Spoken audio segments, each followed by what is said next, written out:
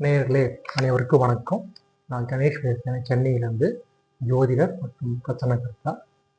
இன்னைக்கு நம்ம பார்க்க போகிற தலைப்பு என்னன்னா, ஒரு கிரகம் பரிவர்த்தனை ஆனனா அது மூலமா ஒருத்தருக்கு வருமானம் வருமா அப்படின்றத பார்க்கலாம்.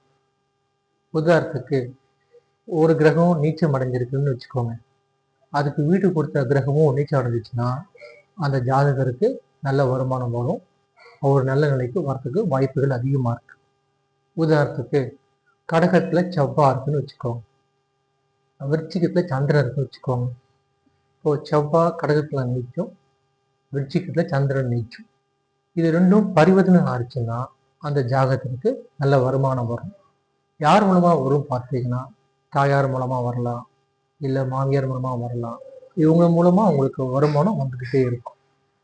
இதே போல வேற ஒரு பதிவில் உங்களை சந்திக்கிறேன். நன்றி, வணக்கம்.